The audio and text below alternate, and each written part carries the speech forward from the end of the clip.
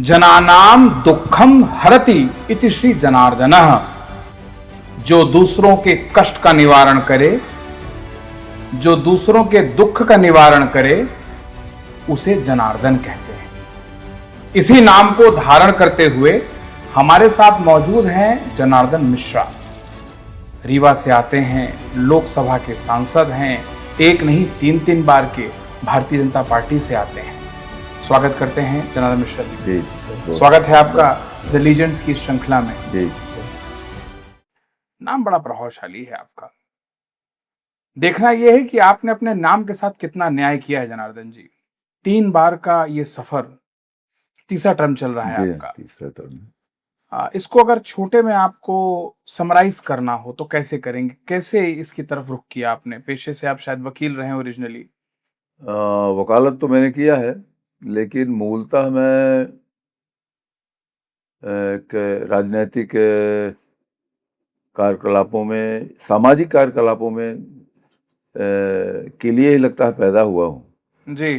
क्योंकि जब मैं 14 वर्ष की उम्र में था तो गांव, उस समय गर्मियों में 2 महीने की छुट्टी होती थी, तब मैं अपने गांव के 30, 40, 50 लड़कों को, लड़कियों को इकट्ठा करता था। जी जी जी। और हमारे घर के बगल में एक बगीचा था, उसमें आम के और महुआ, पीपल के और आम के और महुआ के पेड़ के नीचे मैं उन बच्चों को पढ़ाता था जो कक्षा 8वीं में पढ़ रहे हैं जी।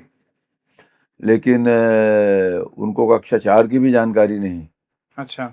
मुझको लगता है कि अब 14 साल का लड़का कहाँ से आया, गांव का बिल्कुल रहने वाला लड़के, मैंने 14 साल की उम्र में, तो ये भावना कैसे आई कि इन बच्चों को पढ़ाएं, 8वीं के कक्षा को कम से कम 5वीं तक का स्टैंडर्ड का तो ज्ञान हो जाए।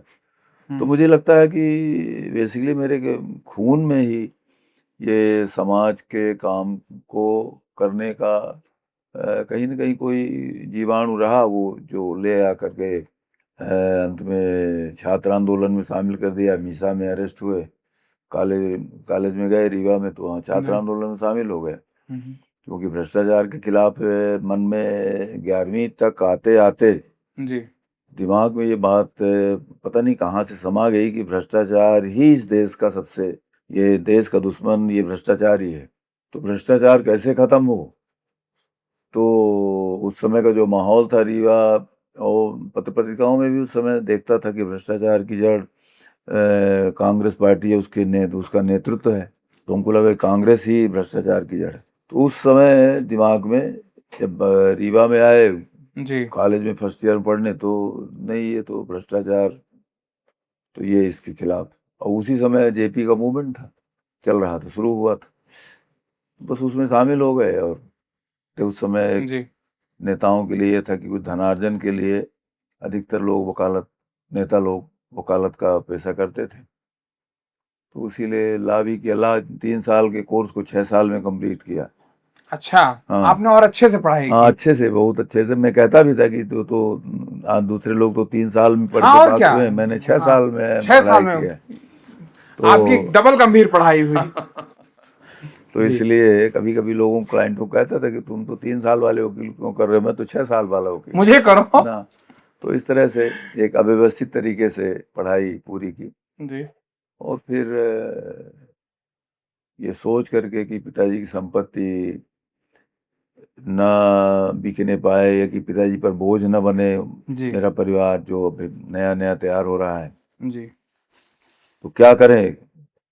राजनीति में हूँ तो चंदा लूँ, चोरी करूँ, भ्रष्टाचार करूँ, सरलता से पैसा आ जाए, या कि मेहनत के बल पर पैसा आए। तो मेहनत के बल पर पैसा आए तो हमारे पास स्किल क्या है? तो कुछ नहीं है, ला की डिग्री है। तो फिर केवल वकालत करने के उद्देश्य से नहीं, मैं स्पष्ट कहूँ कि परिवार के भरण पोषण के लिए मैंने वकालत का पेशा चुना और ईश्वर ने जितना मैंने टारगेट किया उतना ईश्वर ने पूरा किया। किस सन की बात कर रहे हैं आप जब आपने वकालत को? 86 का है रजिस्ट्रेशन हमारा। कितना फीस उस समय मिलती थी? फीस तो 20 रुपए मिलती थी, 10 रुपए मिलती थी। 10 रुपए 20 रुपए फीस मिलती थी। तो ये लमसम फीस थी या परपेशी थी? नहीं, क्लाइंट की इच्छा है कि 20 रुपए दे दिया तो ले लो आप, वरना वो भी नहीं मिलेगा। और नहीं देगा तो फिर कहिए कि भाई 10-5 तो दिए जाओ। शुरुआती दिनों की स्थिति ये थी। 20 भी तो 10 तो दे जाओ। कुछ भी दे दो भैया, अब कम से कम मैं सब्जी के लिए तो मिल जाए, क्योंकि नहीं तो फिर वकालत तो आपने एक तरह से, अगर आपको 86 में 10-20 रुपए मिल रहा तो शुरुआत तो आपने कर दी थी, नहीं फिर रुके वकालत क्यों नहीं आप वकालत में? मेरे पास न तो कोई वंशानुक्रम का कोई इस तरह का की पृष्ठभूमि थी, और न ही कोई साधन थे, केवल शरीर था। और शरीर के बल पर करना है तो फिर आपको तो फील्ड में मैन टू मैन कांटेक्ट, और वकालत तो ऐसा है कि वो तो कोल्हू के बैल के तरीके का पेशा है। वकील को कोर्ट और कोर्ट से चैम्बर, किताब, इसके अलावा उसका जीवन तो कुछ होता नहीं। बट ये बात क्लाइंट्स नहीं समझते। क्लाइंट्स को लगता है कि एक बार तो किताब पढ़ी आपने, वकील साहब फीस क्यों ले रहे हैं बार बार। ये बात तो एक वकील ही समझ सकता है या दूसरा वकील समझ सकता है। वो क्लाइंट को तो अपना स्वार्थ दिखता है, पैसा बचाना दिखता है कि पैसा न लगे और हमारा सब मामला ठीक हो जाए, तो जी जी। क्लाइंट की अलग भूमिका है। लेकिन वकील तो कोल्हू के बैल के अलावा उसका जीवन कुछ होता नहीं है हमारी जी। समझ से। सामाजिक जीवन में अगर आप राजनीतिक जीवन में बहुत सक्रिय रूप से भागीदारी करना चाहते हैं तो फिर तो आपको अपने फिर वकालत के पेशे के साथ न्याय नहीं कर पाएंगे आप। इसलिए टिकना क्या, अपन को तो ये था कि भाई एक बार वकाल एमएलए बनने के लिए मैं परेशान था कि एमएलए नहीं बन पा रहा हूँ। सारे लोग वरना इतना कांटेक्ट होने के बावजूद, इतना संघर्ष के बाद एमएलए भी नहीं बन पा रहा हूँ।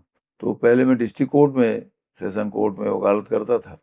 वहाँ थोड़ा ठीक ठाक लग रहा था कि कुछ दिनों बाद और अच्छा काम मिलने लगेगा। लेकिन उसी समय हमारे संगठन मंत्री ने कहा कि भाई एक तहसील कोर्ट में, तहसील के हेडक्वार्टर में एक सिविल कोर्ट खुली, सेकंड क्लास के मजिस्ट्रेट बैठने लगे वहाँ। बाद में तो फर्स्ट क्लास के आए, तो उन्होंने कहा वहाँ चले जाओ, आप वहीं वकालत शुरू करो। अब उनको कैसे समझाएं कि डिस्ट्रिक्ट कोर्ट की वकालत और आप कहाँ भेज रहे हो, और एक सिविल जज कैसे पेट भरेगा।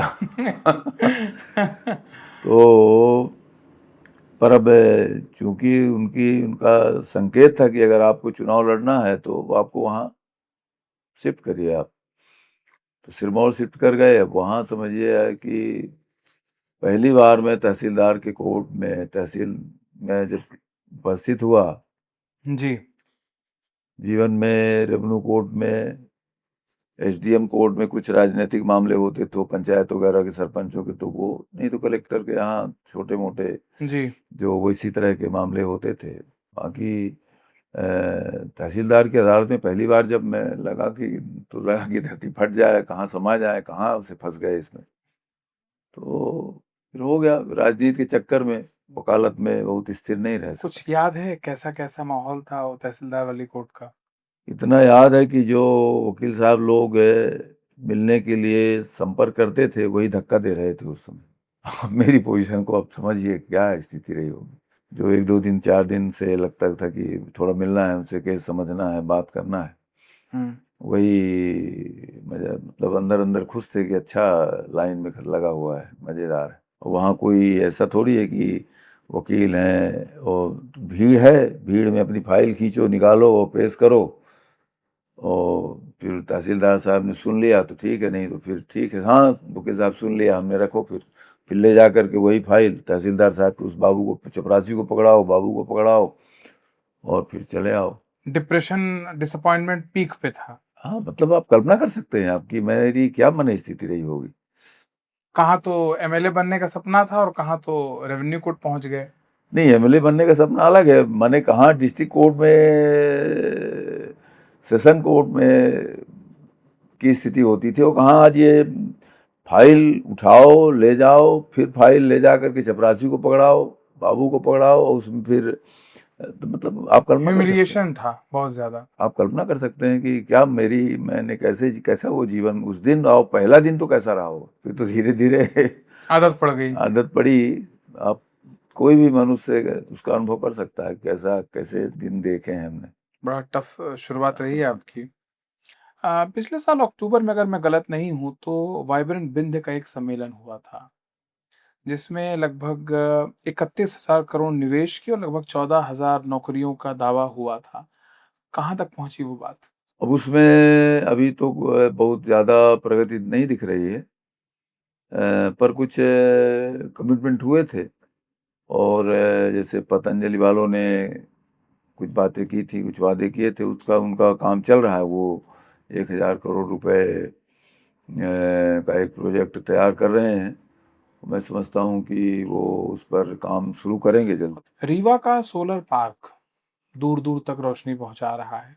दूर-दूर रोशनी पहुँचाने में ऐसा नहीं लगता कि घर में ही अंधेरा हो गया है? इसके पीछे मंशा ये है कहने की कि आज आपके रीवा का जो नौजवान है वो बाहर भाग रहा है नौकरियों के लिए और बड़ी संख्या में पलायन देखने को मिल रहा है। नहीं लग रहा है कि बाहर रोशनी देते-देते चिराग तले अंधेरा हो रहा है?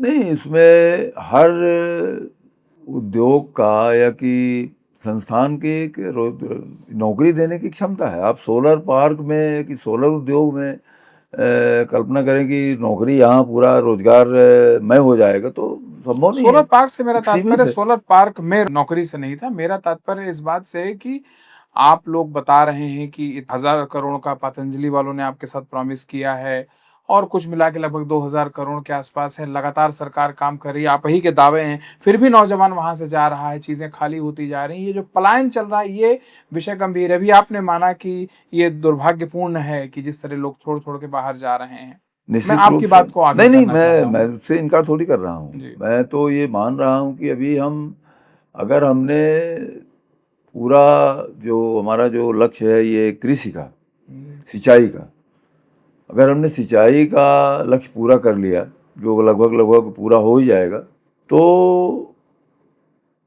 हमारा पलायन काफी हद तक रुकेगा। क्योंकि अभी स्पष्ट दिखता है कि जिन क्षेत्रों में नहर का पानी पहुंच गया है, वहाँ के नौजवानों की आकांक्षाएं, और जहाँ भी हम पानी पहुंचाने में सफल नहीं हो पाए हैं, जी। वहाँ के लोगों की अपेक्षाएं अलग अलग हो गई हैं। जहाँ पानी नहीं पहुंचा है वहाँ का नौजवान 5-7 हज़ार की भी कोई काम मिल जाए तो वो तैयार है। लेकिन जहाँ से खेत में पानी पहुंच गया, उस खेत के किसान के लड़के को 5,000 रुपये थोड़े लगने, मतलब कम लगने लगे हैं कि नहीं, 5,000 में तो हम तो यहाँ खेती कर लेंगे। तो ये अंतर है। इसलिए अब ये 5,000 वाला 15,000 20,000 के लिए भगता है और 20,000 वाला अब और आगे के लिए जा रहा है। तो जो पलायन की गति है वो इसलिए ज़्यादा है कि और अधिक हमको पैसा चाहिए, जितना गांव में हम नहीं दे पा रहे हैं। सरकार का दावा है कि गांव बदल रहे हैं। आपको लगता है इस दावे में दम है? पहले की तुलना में तो काफ़ी बदलाव आया है। पहले बिजली 4 घंटे रहती थी, आज अब 20 घंटे तो गारंटी के साथ रही है। 20-24 घंटे हम तो कहते हैं 24 घंटे रहती है, पर 24 घंटे न भी सही तो 20 घंटे तो रह रही है। पहले अब गांव में सड़क के लिए 5 किलोमीटर 4 किलोमीटर पैदल जा रहे हैं, सड़क कच्ची सड़क है। अब हर गांव में पक्की सड़क बन गई है। अब गांव के जो मुजरे टोले हैं वहाँ तक पहुँच रहे हैं, लेकिन अब वो 1 घर 2 घर 3 घर है तो वहाँ के लोग मांग रहे हैं। क्योंकि अगर भौतिक संसाधनों में वृद्धि हो रही है तो भी जो पलायन का स्तर है वो कम नहीं दिख रहा है, वो भी बढ़ रहा है। जितनी जनसंख्या बढ़ेगी, नौजवान तैयार होंगे, तो सड़क पहुंचने से अगर वो सब्जी लगाने के लिए तैयार हो जाए, दूध गाय पालने के लिए तैयार हो जाए, तो सड़क सुविधाजनक है। साहब जब जनसंख्या ही सारी चली आ रही है, एक परिवार आया तो साथ में उसकी बीवी भी आई, उसकी बच्चे भी आए, कई जगह माँ बाप आ गए, तो सब्जी बेचेगा किसको, दूध पिलाएगा किसको? जी। अगर कई गांवों में जब सामूहिक रूप से दूध उत्पादन हो रहा है, जी। तो सहकारी समिति आकर के गांव सरकार उधर के शहर के व्यापारी आकर के वहां से दूध ले जाते हैं। जी। या कि उनकी गाड़ियां चलती हैं तो वो किसान वहीं पर जा करके सड़क के किनारे जा करके उस गाड़ी में अपना दूध बेच देता है। तो ये जरूरी नहीं कि उसको शहर जाना ही पड़ेगा। किसानों की बात करें तो आपको लगता है खेती एक लाभ देने वाला काम है? निश्चित रूप से लाभ देने वाला धंधा है। और जो लोग इस पर गंभीरता से काम कर रहे हैं, वास्तव में किसानी जो कर रहे हैं, जी, वो 15-25 हजार रुपए की नौकरी से बेहतर स्थिति में। फिर किसान का बेटा किसान क्यों नहीं बनना चाहता? पहले से ही जिस दिन बच्चा पैदा होता उसी दिन से उसके दिमाग में भर दिया जाता है माता पिता द्वारा, समाज द्वारा, हम्म, कि नौकरी से सुरक्षित कुछ भी नहीं, नौकरी ही जीवन की सुरक्षा है। तो वो चीज किसान के बेटे में भी लागू होती है। और डॉक्टर के बेटे को भी कह दीजिए कि आप डॉक्टरी पैसे के अलावा और कुछ करोगे तो वो घबरा जाएगा। वकील के बेटे के लिए आप कह दीजिए कि नहीं, वकील के बेटे को नहीं, तुमको तो मास्टर बनना है, तो वो तो घबरा जाएगा। तो सिक्योरिटी कहाँ है, ये पहले बताना पड़ेगा हमको कि नहीं, सिक्योरिटी खेत में भी है। जी, ये आपके लिए पानी है, जी, ये आपके लिए गाय का ये व्यवसाय है, ये जी। आपके लिए सब्जी है, जी, और इसके विक्रय करने के लिए व्यापार है। इसके किसान का लिए बेटा सपोर्ट कैसे मिलेगा उन लड़कों को? मिल रहा है, सरकार की योजनाएं बन रही हैं, सरकार योजनाएं बना रही है और बहुत तेजी से इस पर काम हो रहा है। जी, और मैं समझता हूं कि जितना तेजी से काम हो रहा है, इसलिए मैं आज कह रहा हूं, अगर ये ना होता उतना तो मैं कह देता कि नहीं, धंधा नहीं है, लाभ का धंधा नहीं है। जी। चलिए, मान लिया आपकी बात। जब हमारा आपका डिस्कशन शुरू हुआ तो आपने एक चीज को खास तौर पे चिन्हित किया कि भ्रष्टाचार इस देश का सबसे बड़ा दुश्मन है। ठीक कह रहा हूं? आपके हिसाब से भ्रष्टाचार खत्म हुआ है, उसका तरीका बदल गया? भ्रष्टाचार बहुत हद तक खत्म हुआ। अच्छा, भ्रष्टाचार खत्म हो गया। आप कल्पना करिए कि इंदिरा आवास योजना, मैं सरपंच भी था, जी, तो ये 77, 78, 80 से ये इंदिरा आवास योजना शुरू हुई थी। हम्म, एक भी इंदिरा आवास के मकान कहीं दिखते नहीं थे, दिखे आज तक नहीं मिलेंगे आपको, ढूंढते जाइए, करोड़ों अरबों रुपए खर्च हो गए उस आवास योजना में, एक भी नहीं दिखा। हम्म, आज प्रधानमंत्री मोदी जी के ने 4 करोड़ मकान बनाने का संकल्प लिया, वो पूरा हो गए। जी, अब 1.5 लाख रुपए ग्रामीण इलाके में सब कुछ मिला करके विभिन्न तरह के मदों से लगभग 1.5 लाख रुपए एक लाभार्थी को दिए जाते हैं। 1.5 लाख का 1.5 लाख पूरा उसका उसके हाथ में जा रहा है, उसके बैंक खाते में जा रहा है, और उसका मकान बन के लगभग 90% से ऊपर मकान बन के कंप्लीट हुए। तो एक समय वो था जब 1% भी मकान नहीं बने और अरबों रुपए उस हितग्राही के नाम पर चले गए। और आज एक ही स्थिति ये है कि 90% से ऊपर मकान बन गए और 100% लोगों के हाथों में पैसा पहुंचा। ये तो एक पक्ष की बात आप कर रहे हैं। भ्रष्टाचार तो बड़ा व्यापक विषय है। अगर आप भ्रष्टाचार की बात करेंगे तो जो सरकारी मुलाजिम, चाहे वो बैंक में हों, जिनकी वजह से बैंक फ्रॉड हो रहा है, करोड़ों करोड़, अरबों अरब, खरबों खरब रुपए देश के बाहर चला जा रहा है, या फिर चाहे आप घोटाले के जो तरह तरह के स्वरूप निकल के चले आ रहे हैं, या फिर अगर बात करूं मैं, ये जो पेपर लीक वगैरह का विषय हो रहा है, या अगर मैं छोटे स्तर पे बात करूं कि जब कोई बच्चा किसी काम के लिए, या कोई हमारा भाई या कोई बहन किसी सरकारी ऑफिस में जाती, चाहे वहां 50 रुपए की घूस हो, चाहे 10 रुपए की घूस हो, भ्रष्टाचार तो ये भी है ना? नहीं है ना, उसको तो अपन कैसे कहेंगे कि नहीं है। तो खत्म कैसे हुआ? मैं खत्म होने की बात भी नहीं कर रहा हूँ, मैं तो ये कह रहा हूँ कि लगभग 40 लाख करोड़ या 50 लाख करोड़ रुपए ये इस तरह के ट्रांजैक्शन हुए हैं, उनमें एक पैसे की चोरी नहीं हुई। इस तरह के भ्रष्टाचार की बात कर रहे हैं जी, उसमें भी एक नए जो लड़के आ रहे हैं अभी जॉब में, उनमें और पुराने लोगों में एक अंतर आया है। जी, जी, नया लड़का जो आ रहा है वो थोड़ा संकोच कर रहा है और चाहता है कि नहीं, लोग सामने हमारे पास जो आया है उस आदमी का काम हो जाए।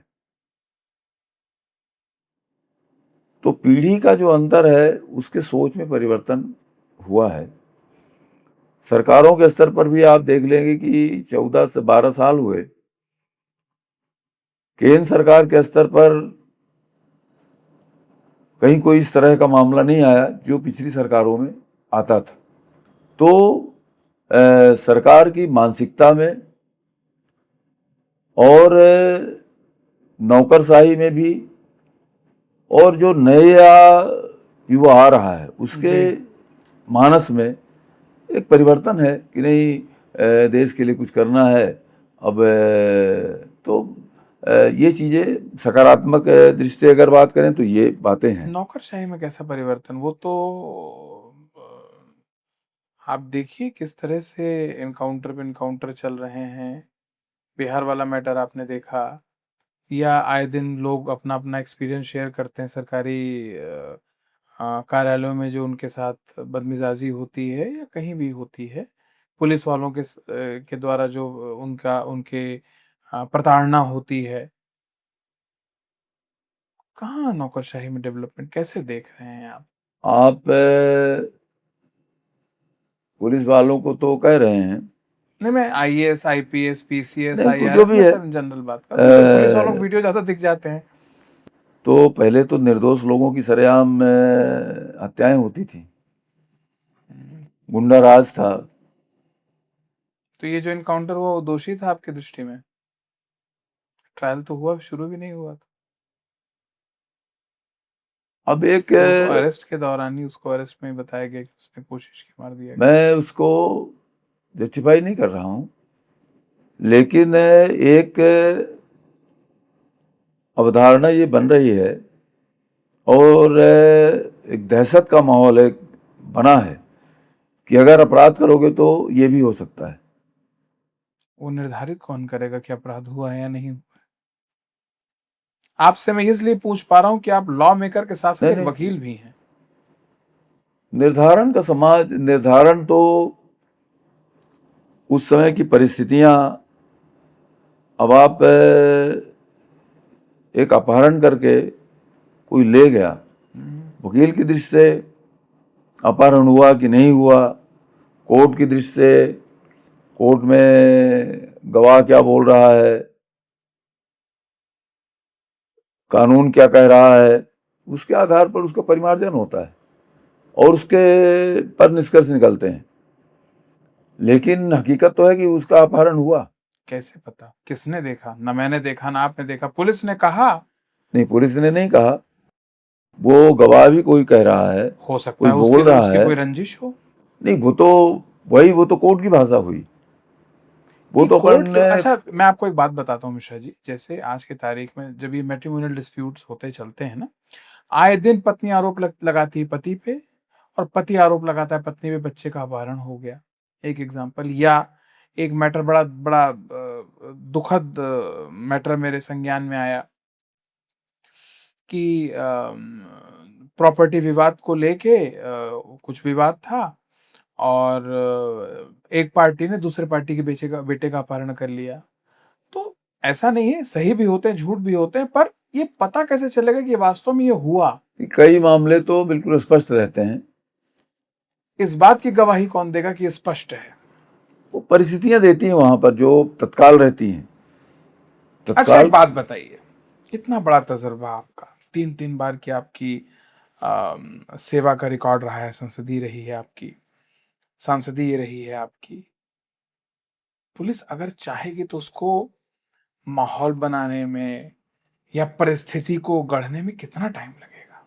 ये तो एक वकील जब कोर्ट में खड़ा होता है बहस करने के लिए, मैं ये नहीं कहता कि मैं या कोई ऐसा, पर वो अपने हिसाब से एक ऐसी परिस्थिति बनाता है जहां कोर्ट या तो कन्विंस होती है या कोर्ट कन्विंस नहीं होती है। वो एकदम नया तरीके से चीजों को पेश करता है। वो एक वकील होता है जो 1 रात 2 रात 3 रात की तैयारी करके चीजें लेकर आता है। पुलिस के पास तो सारा का सारा अपराटस है, वो क्या कुछ नहीं कर सकती? नहीं, ऐसा नहीं है कि क्या कुछ नहीं कर सकती, ऐसा नहीं कर सकती। कहीं ना कहीं चीजें होती हैं, उसको एकदम से ये कह देना, ये मान लेना कि नहीं पुलिस गलत कर रही है, पुलिस ने गलत मामला बनाया है, वो भी अवधारणा भी सही नहीं है। क्योंकि जिस तरह का अपराधों की श्रृंखला और अपराधियों की श्रृंखला तैयार हुई, उसको आप कंट्रोल कैसे करेंगे? बिना शक्ति के तो संभव नहीं है। और कानून में तो जो परिस्थितियां हैं, जिस तरह हमारे न्यायिक प्रक्रिया है, जी उसमें तो गवाहों की बहुत बड़ी भूमिका रहती है। जी। तो आपके हिसाब से पुलिस जो कह रही है उसी हिसाब से वही न्याय हो जाना चाहिए? नहीं, मैं न्याय की बात नहीं कर रहा हूं, अगर इतना भी दंडित कर दिया जाना चाहिए। ये बात भी सही है कि अपराधी काउंटर करते हैं, वो भी फायरिंग करते हैं। कितने 100 में से कितने के अंदर दम होगा कि उनको पता है कि पुलिस सामने 72 हथियार लेके खड़ी है, वो तो एकदम, अगर वो क्रॉस फायर पे उतरेगी तो क्या हाल करे? कितने ऐसे अपराधी होंगे? अपराधी हुए तो हैं। कितने? 100 में से कितने? 10 भी हुए तो अभी अब ये अगर इसको देखें तो कितने अपराध पंजीबद्ध हो रहे हैं और कितने इनकाउंटर हो रहे हैं। अपराध तो हजारों पंजीबद्ध हो रहे हैं, इनकाउंटर एक दो हो अगर रहे हैं। 10 में से एक भी इनकाउंटर फर्जी है, अगर फर्जी है तो उसकी जांच होगी, और जांच में अगर दोषी पाया जाए कि नहीं फर्जी है तो उसको पनिशमेंट मिलना चाहिए, उसमें तो कोई मैं उस दो राय व्यक्ति नहीं। का नाम नहीं लेना चाह रहा हूं, पर अगर आपकी बात मैंने मान ली तो एक व्यक्ति था जो एक बलात्कार के इल्जाम में लगभग 20 बरस बाद बाहर आया, नाम लेना उचित नहीं होगा। ठीक है। तो परिस्थितियां तो ऐसी थी कि 20 साल तक सिर्फ ट्रायल चला है। 34 साल बाद करप्शन पीसी एक्ट के केस में व्यक्ति को एक्विटल मिला है। कैसी परिस्थितियां? हाँ, नहीं वो तो उसके लिए वो उस बात 34 साल आपने उस व्यक्ति को अदालत के चक्कर कटवाए और न जाने कितने दिन कस्टडी में रखा। या फिर हैदराबाद का एक मैटर है जिसमें एक बिल्डर ने पुलिस के साथ साठगांठ की और एक 70 साल की महिला को जेल में डलवाया इसलिए कि वो प्रॉपर्टी देने से मुकर गई, पैसे की डील हुई थी, प्योरली सिविल केस। और दिल्ली में ये सुप्रीम कोर्ट मैटर पहुंचा, डिस्ट्रिक्ट कोर्ट ने रिलीफ नहीं दी, हाई कोर्ट ने रिलीफ नहीं दी, सुप्रीम कोर्ट मैटर पहुंचा कि साहब बेल चाहिए, क्वेश्चन की प्रेयर लेकर आए। तो सुप्रीम कोर्ट ने क्या किया?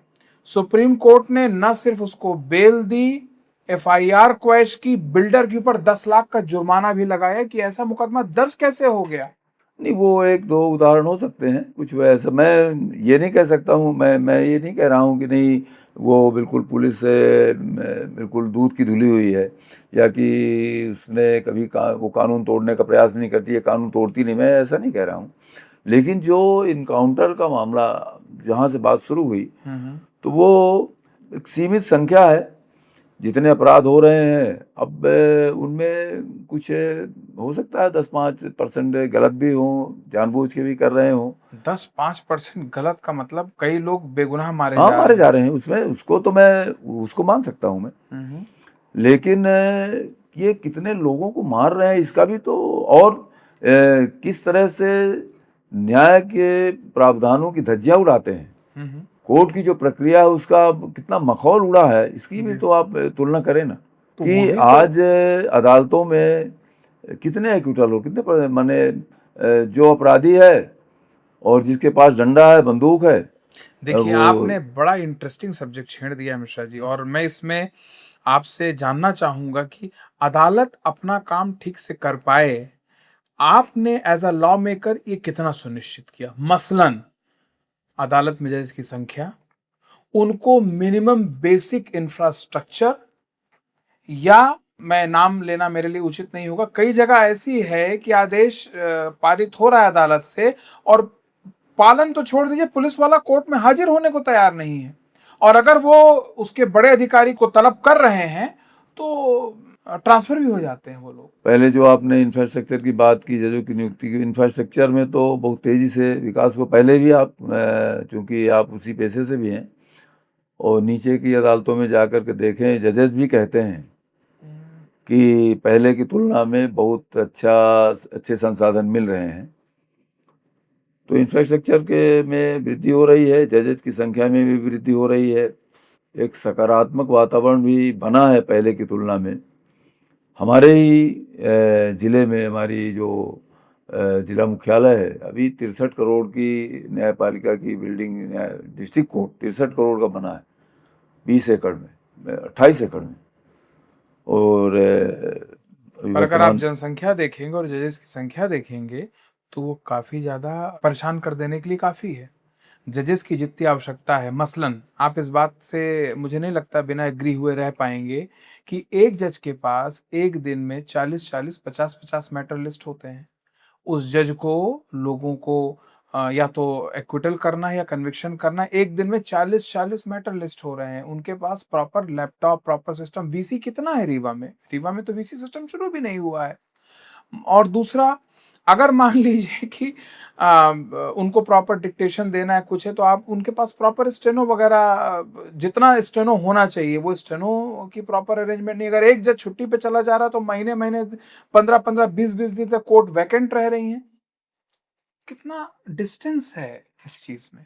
ये बात सही है कि जजेस की संख्या, स्टाफ की संख्या उतनी पर्याप्त नहीं है जितनी जनसंख्या के अनुपात में होना चाहिए, परंतु दूसरे विभागों की तुलना में न्यायपालिका में तो बेहतर स्थिति है। मैं माफी चाहूंगा, बिल्कुल स्थिति बेहतर नहीं। और आप ये, मैं पूरे दावे के साथ आपको आश्वस्त कर रहा हूं कि न्यायपालिका को आपकी जरूरत है और पूरा मतलब सर्वांग आवश्यकता है कि आप ये भी देखें कि उनके हुक्म की तामीली में दिक्कत क्यों हो रही है।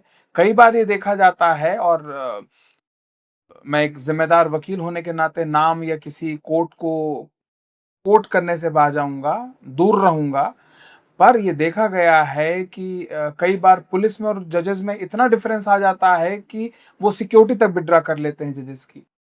मारपीट हो जाती है जजेस के साथ, ये भी देखा जा रहा है। अब ये मैटर हाई कोर्ट फिर जाता है अब बाद ये में। इस तरह की अगर कोई दुर्घटना हो रही तो दुर्भाग्यपूर्ण है, लेकिन न्यायपालिका क्या आपके यहाँ का जज सेफ है? आपने उसको एक गनर दिया हुआ है, जबकि एक एसएचओ के साथ तो 4 सिपाही चलेंगे, पर एक जज के साथ जबकि वो एक से बढ़कर एक दुर्दांत क्रिमिनल्स के साथ डील करता है जज। वो डिसाइड करता है कि तुम जेल में रहोगे, जेल के वो बड़ा मतलब उस सामने है फर्स्ट। अगर उस जज को आपने टास्क पे ले लिया या ब्लैकमेल करना शुरू किया तो कितना बड़ा प्रभावित हो जाएगा उसका पूरा तरीका। उसको ना तो प्रॉपर सिक्योरिटी मिल रही है, ना ही उसको प्रॉपर जो वो डिजर्व करता है उस तरह की सुविधाएं दे रहे हैं। ये मैं जो डिस्ट्रिक्ट कोर्ट, हाई कोर्ट के जजेस तो खैर मैं उनकी बात नहीं करता, वो अपनी बात कहने के लिए सक्षम, बट जो डिस्ट्रिक्ट कोर्ट का जज है, सेशंस कोर्ट के जजेस हैं, उनको लेके कब आप लोग और ज्यादा ध्यान देंगे? सुविधाएं उनकी भी काफ़ी बढ़ी हैं और उनकी तरफ अब पहले की तुलना में आप कल्पना करें कि पहले की स्थिति क्या थी आज के 20 साल पहले, आज की स्थिति क्या। पहले तो सिविल जज किराए के मकान में रहते थे, आज परिस्थितियां बदल रही। नहीं पहले तय होगा कि नहीं सिविल जज के लिए या कि एडीजे के लिए मकान है कि नहीं है, अगर वहाँ कोर्ट खुल रही है तो मकान होना चाहिए। तो ये परिस्थितियां आज की तुलना में आज बेहतर हुई हैं। मैं ये नहीं कह सकता कि नहीं सब कुछ बदल गया है, कि दूसरे विभागों की तुलना में जुडिशियरी के प्रति संवेदनशीलता, उनके अधिकारियों की सुरक्षा, उनके सुविधाओं की सुरक्षा, क्या सुरक्षा देते हैं जज को? उनकी सुविधाओं की ओर ध्यान बढ़ा है। सुरक्षा की दृष्टि से जहाँ आप डिस्ट्रिक्ट कोर्ट की बात कर रहे हैं, मुझे नहीं लगता कि अभी वो परिस्थिति हमारे इलाके में, तो ऐसी परिस्थिति नहीं है कि कोई भी अपराधी अभी हिम्मत करेगा किसी जज के ऊपर कि हमला करना है। जज का नैतिक मानदंड, नैतिक स्तर इतना बड़ा होता है और इतना अपराधियों के दिल में इतनी खौफ रहती है कि जज की ओर अभी वो आंख मिला के देखने की हिम्मत नहीं करते। मैं आपको एक किस्सा बताना चाहूंगा मिश्रा जी। रोहिणी कोर्ट में तो कोर्ट के अंदर गोली चल गई। रोहिणी कोर्ट की बात मैं नहीं कर रहा, मैं तो अपने हम लोग सीखते हैं ना, जब वहां पे हो सकता है तो रीवा में क्यों नहीं हो सकता? हो सकता है। मैं तो प्रधानमंत्री के ऊपर हमला हो सकता है, प्रधानमंत्री की हत्या हो सकती है, तो वो तो एक हुई है, प्रधानमंत्री की हत्या हुई है हमारे यहाँ, हुई है तो इसलिए एक ही बार हुई है। इसलिए कोई एक दो दृष्टांतों से पूरी व्यवस्था आंका जा सकता है, लेकिन जजेस के खिलाफ कोई आक्रमण करेगा, जज से कोई तू मैं करेगा, ये अधिकारियों में चले जाए, सामान्य दूसरे विभागों में तो आए दिन अधिकारियों से तू में होती रहती है। लेकिन किसी कोई अपराधी या कि कोई वकील जज से तू में करने एक दिन करता है तो बरसों तक वो चर्चा का विषय बना रहता है। तो इसे जज के सामने अभी जो उसका नैतिक स्तर है जज का, और जो समाज में आभा मंडल है, को लेकर के अभी बहुत दूसरे विभाग तो बहुत नीचे हैं। आपको लगता है कि वहाँ कोई और उनको कुछ और देने की आवश्यकता नहीं, कुछ नहीं, और? आवश्यकता है, लेकिन उनका नैतिक जो स्तर है, अभी भी लोग जज जो है श्रद्धा के केंद्र बने हुए हैं। लोग भले अखबारों में या कि दूसरे जगह मीडिया में कुछ भी चर्चा होती रहे, लेकिन अभी भी जितनी निष्पक्षता और मानदंडों की ऊंचाई न्यायपालिका में है, उतना मुझे नहीं लगता कि और किसी दूसरे क्षेत्र में है। समझता हूँ। आपसे एक सीधा सवाल करूंगा बिना किसी लाग लपेट के, ज्यादा ताकतवर कौन है, सांसद या अफसर? दोनों में अगर समन्वय है तो दोनों, और नहीं तो अपने अपने क्षेत्र में भी दोनों। सांसद को मौका मिलेगा तो वो पार्लियामेंट में रगड़ाई करेगा, और अफसर का मिलेगा तो वो वहाँ उसका काम नहीं करने देगा।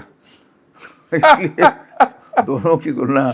आप तो संसद में प्रश्न उठाते रह जाएंगे, उसकी तो अपनी चलती फिरती सरकार तुरंत रगड़ेगा। तो ज्यादा ताकत तो फिर अफसर की। लेकिन अगर वो कानून कायदे के दायरे में फंस गया और यहाँ पर हमने पिटीशन कर दी अपने यहाँ अध्यक्ष के यहाँ की कमेटी में, तो फिर उसकी भी हालत खराब हो जाएगी।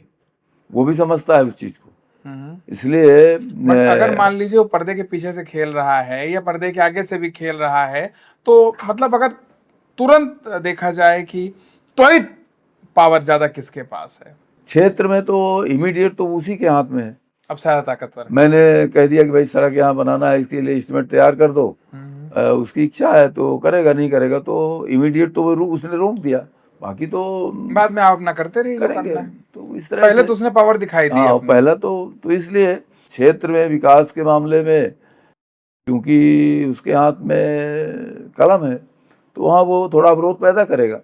लेकिन अवरोध उसका ज़्यादा दिन इमीडिएट तो अवरोध वो पैदा वहाँ करेगा, लेकिन जो हमारा असली रेंज है वहाँ वो पहुँचने की स्थिति में पहुँच ही नहीं सकता वहाँ। तो इसलिए हमारे काम की कल्पना ही नहीं वो कर सकता कि हम जो इस काम के लिए हम चुने गए हैं उसकी तो कहीं दूर दूर तक उसका ठिकाना ही नहीं वहाँ। आप 3 बार से आ रहे हैं रीवा से, और कुछ एक समस्याएं ऐसी हैं जो पुरानी की जस की तस खड़ी हुई हैं, जो अगर मैं आपसे जानना चाहूं तो जनादेश का क्या मतलब रह जाता है अगर समस्याएं पूरी तरीके से खत्म नहीं हो पा रही हैं तो? अब समस्याएं महत्वाकांक्षाओं पर निर्धारित हो रही हैं, आकांक्षाएं बढ़ रही हैं। पहले समस्या थी हमारे गांव तक सड़क पहुंचा दीजिए, अब आकांक्षा है कि नहीं हमारे मोहल्ले तक पहुंचा दीजिए। मोहल्ले तक वही पहुंच गई है तो अब हमारे घर तक सड़क पहुंच जाए। तो क्या ये अपेक्षा गलत है अगर हर व्यक्ति ये उम्मीद कर रहा है कि सड़क उसके घर तक पहुंचे ताकि वो भी गाड़ी घोड़ा ले पाए या कुछ भी उसकी अपनी, तो क्या गलत है ये? नहीं, बिल्कुल गलत नहीं है, जायज है। लेकिन जब गांव में सड़क नहीं थी तो हमने गांव में सड़क बनाने का काम किया। गांव के लोगों की अपेक्षाएं थी हमारे गांव में सड़क बने, तो वो जायज़ था। फिर हमारे मोहल्ले में सड़क बने, वो भी जायज़ था। अब हमारे घर में भी बने, हमारे घर तक बने, वो भी जायज़ है। पर एक क्रम से होगा ना। नशा मुक्त आपका एक विजन है, नशा आपको लगता नहीं गांव-गांव तक पहुंच गया हटने की बजाय? और कैसे इससे निपटने का कुछ आपके पास कॉन्क्रीट है? एनडीपीएस के इतने केसेस हैं, कोर्ट पड़ी हुई हैं एनडीपीएस के केस से। आप एनडीपीएस से उसको कंट्रोल नहीं कर सकते हैं। नशा में तंबाकू भी आती है आपके हिसाब से? हाँ, तो बहुत ज्यादा गंभीर विषय हो गया। तंबाकू को भी आप छोड़ दीजिए, आप तो गांजा को भी छोड़ दीजिए, शराब को भी छोड़ दीजिए, आप तो थिनर की बात करिए, कोरेक्स की बात करिए, मेडिकल जो नशे हैं उनकी बात करिए, पेंट की बात करिए, सोलूशन की बात करिए, रबर में जो चिपकाने वाला है उसकी बात करिए, आयोडेक्स की बात करिए। इसको खाते हैं। अब इसलिए मैं कहता हूँ कि सबसे बड़ा दोषी माँ बाप हैं कि उन्होंने बच्चों के साथ बैठना बंद कर दिया। गरीब है तो उसने तय कर लिया कि हमको बच्चा पैदा हो गया है, सरकार फ्री में राशन दे रही है, स्कूल में फ्री में किताब दे रही है, फ्री में बैग दे रही है, फ्री में ड्रेस दे रही है, फ्री में साइकिल दे रही है, फ्री में मध्याह्न भोजन दे रही है। तो स्कूल में नाम लिख गया भी वो मास्टर की गरज है जी कि उसका स्कूल चले तो वो बच्चे को घर से ले जा करके स्कूल में नाम लिख देता है, लिखा देता है। जी जी पिता स्कूल में नाम, माँ स्कूल में नाम लिखाने भी नहीं जाती। जी जी और फिर वो स्वतंत्र हो गया। एक दिन के लिए भी, एक सेकंड के लिए भी नहीं पूछता बच्चे के साथ बैठ के कि क्या पढ़ते हो, लिखते हो, क्या करते हो, क्या कर रहे हो, कैसे कर रहे हो। अगर माता पिता बच्चे के साथ संवाद शुरू करें प्रतिदिन, तो उनको पता चलेगा कि हमारे बच्चे की, हमारी बच्ची की, मैं तो आज कह रहा हूँ, लोग इसको ट्रोल भी करते हैं कि लड़कियां भी करने लगी हैं। हाँ, वो बच्चे तो बच्चे, क्या लड़की क्या लड़का, हाँ, नशे तो सब लोग सब कर रहे हैं। और माँ बाप भी बात नहीं कर रहे, बच्चे भी बात नहीं करना चाह रहे हैं। उनकी लाइफ वो रील में और वीडियो में सिमट के रह गई है। बच्चे को कभी अपनी जान ओर, छुड़ाने के लिए मोबाइल पकड़ा देते हैं। उसको कभी आकर्षित करने का प्रयास नहीं किया कि आओ बैठो, आओ ये कहानी सुन लो, आओ ये हमारे पिताजी ने इतने अच्छे काम किए थे उनको सुन।